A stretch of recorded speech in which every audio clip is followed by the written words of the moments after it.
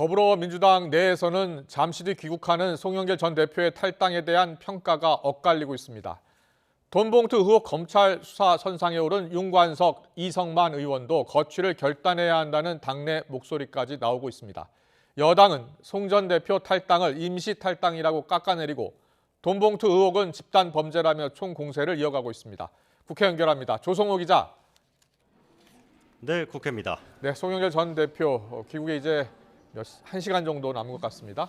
민주당은 당내 사정이 여전히 복잡해 보이는데요. 어떤 분위기입니까?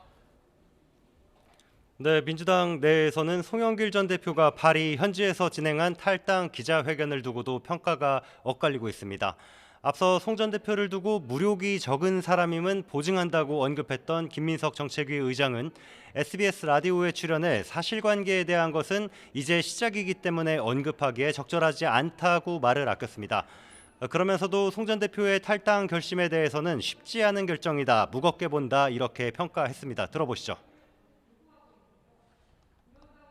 어떤 책임이 있던 사람으로서 탈당해서 증명을 하고 본인으로서는 최선을 다해서 돌아오겠다라는 태도를 취한 것은 본인이 가져왔던 데 대한 일관성이 있는 것이다 이렇게 보는 것이죠.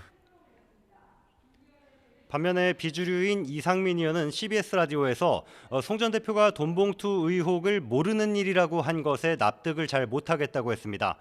송 전 대표가 탈당했더라도 돈봉투 의혹은 민주당의 문제로 그대로 남아있다며 한숨 돌릴 때가 아니라고도 지적했습니다. 들어보시겠습니다.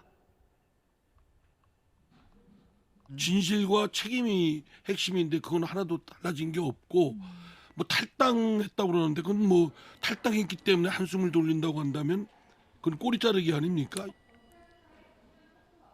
당내 일부에선 검찰 수사선상에 올라있는 윤관석, 이성만 의원에 대해서도 송 전 대표와 마찬가지로 탈당하거나 거취와 관련한 조치를 당에 요구하는 목소리가 나오고 있는데요.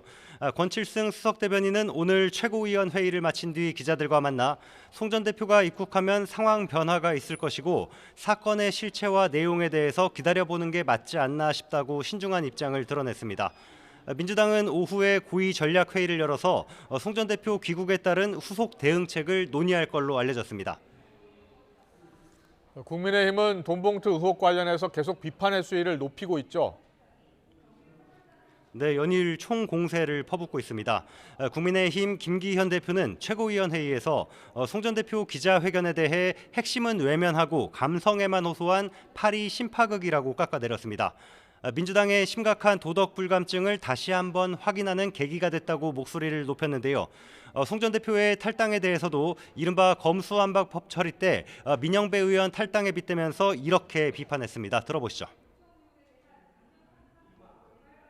위장 탈당이 습관화된 민주당에서 송 전 대표의 임시 탈당은 책임을 지는 자세가 전혀 아닙니다.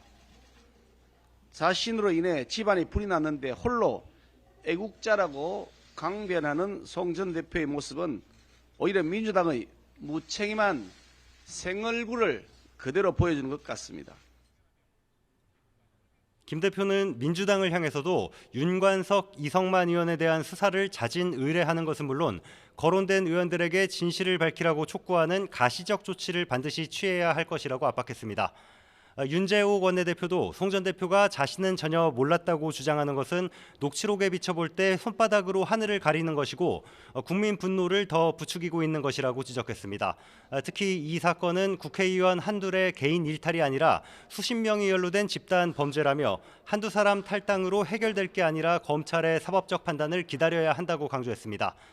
잠시 뒤 입국하는 송 전 대표가 어떤 입장을 밝히느냐 그리고 향후 검찰 수사에 어떻게 대응해 나가느냐에 따라 정치권 파장은 더 커질 가능성이 제기됩니다. 지금까지 국회에서 YTN 조성호입니다.